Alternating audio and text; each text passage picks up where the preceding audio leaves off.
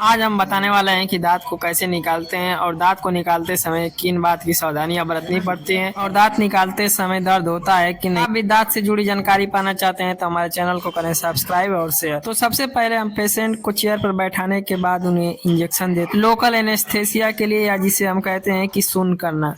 तो इससे दांत शून्य हो जाते हैं। जहां हमें जिस दांत को निकालना होता है उस दांत के आसपास ही हम चारों तरफ से इंजेक्शन देते हैं और उसके बाद से वहाँ शून्य हो जाता है। कुछ देर बाद हम पेशेंट को आराम करने के लिए कहते हैं मुंह बंद करके। जब शून्य हो जाता है पूरी तरह से तो फिर हम दांत के बगल के मसूड़ों को धीरे धीरे इक्विपमेंट की मदद से हटाना शुरू करते हैं। बहुत ही सावधानी से हम दांत के चारों तरफ के मसूड़ों को धीरे धीरे हटाते हैं इक्विपमेंट की मदद से। और उसके बाद से हम इक्विपमेंट को बहुत ही मजबूती तरह से पकड़े होते हैं, क्योंकि जब हम मसूड़ों को हटाते होते हैं तो धीरे धीरे मसूड़े जो हमारे इक्विपमेंट होते हैं वो इधर उधर फिसलने का डर होता है, जिससे अगल बगल में चोट लग सकती है। हमें इक्विपमेंट को बहुत ही मजबूती से पकड़ना होता है, जिसकी वजह से हमें अच्छा रिजल्ट आता है। चूँकि दांत उखाड़ने में बहुत ही सावधानियां बरतनी पड़ती है, इसलिए ऊपर के मसूड़ों को हटाने के बाद धीरे धीरे हम गहराई की तरफ बढ़ते हैं और पूरी तरह से जब देखते हैं कि मसूड़े हट जाते हैं तो फिर हम अलग प्रकार का इक्विपमेंट का प्रयोग करते हैं और बीच बीच में हम रुई लगाकर जो खून बाहर आते हैं उन्हें सुखाते रहते हैं और सुखाने के बाद से उनको साफ करते रहते हैं ताकि अंदर गंदगी ना हो। इसकी वजह से, क्योंकि गंदगी होने पर ठीक से दिखाई नहीं देता है कि कहाँ से घाव है कहाँ नहीं है। और उसके बाद से हम एक ऐसा इक्विपमेंट का प्रयोग करते हैं जिसकी वजह से प्रेस करके और चारों तरफ से धीरे धीरे प्रेस करते हैं और प्रेस करने के बाद से दांत को निकाल देते हैं।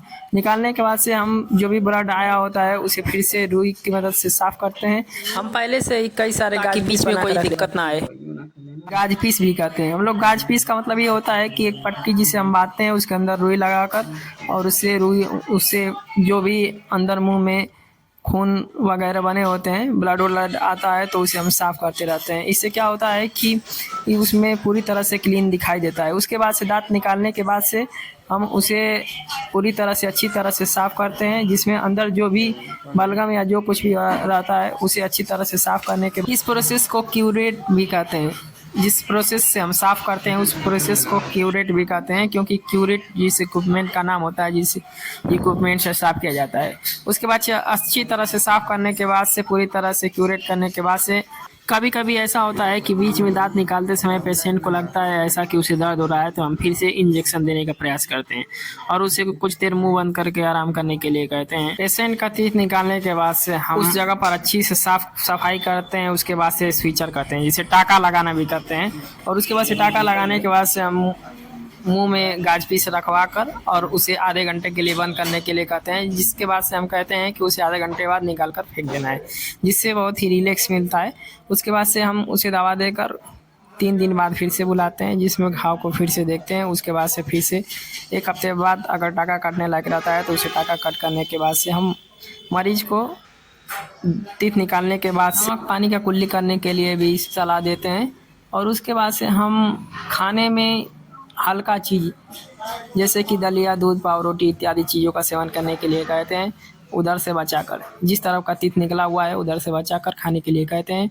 उसके बाद से पेशेंट को जल्दी आराम मिल जाता है। दोस्तों, दांत निकालने के बाद की सावधानी ये बरतनी होती है कि आप जितना जल्दी उधर बचाकर जितना ज़्यादा से ज़्यादा खाएंगे, जितना ज़्यादा से ज़्यादा बचाकर आप खाएंगे उतना ही आपको फ़ायदा होगा। क्योंकि अगर घाव में ज़्यादा भी घाव बनता है और भी अगर आप उधर से खाते हैं तो घाव बन जाता है, और घाव बनने के कारण उसमें घाव को भरने में और ज़्यादा देरी होती है। तो इससे अपेक्षा ये है कि आप जितना जल्दी बचाकर खाएंगे उतना जल्दी घाव भर जाता है। इससे आपको ही फायदा होता है। इससे घाव जल्दी सूख जाता है, जिससे आपको और भी ज़्यादा कठिनाई का सामना नहीं करना पड़ता है। तो इन बातों का ख्याल रखें कि दांत निकलने के बाद से जिस दिन दांत निकला है आपका उस दिन बिल्कुल ठंडा चीज़ें खाएं, गर्म चीज़ का सेवन बिल्कुल भी ना करें। उसके 1 दिन बाद से आप हल्का नमक पानी गर्म करके कुल्ली करना प्रारंभ कर दें और उसके बाद से 3 टाइम नमक पानी से कुल्ली करें और उसके बाद से मुंह को रिलैक्स दें। खाने में सब कुछ खा सकते हैं, लेकिन सिर्फ उधर से बचाकर, जिधर से घाव बना है, दांत निकला है, उधर से बचाकर आप सब कुछ हर एक चीज़ों का सेवन कर सकते हैं। दोस्तों, अगर वीडियो अच्छी लगी हो और आपकी जानकारी रही हो तो चैनल को जरूर सब्सक्राइब और शेयर करें। आगे ज़्यादा से ज़्यादा वीडियो देखने के लिए हमारे चैनल को करें सब्सक्राइब और शेयर। धन्यवाद।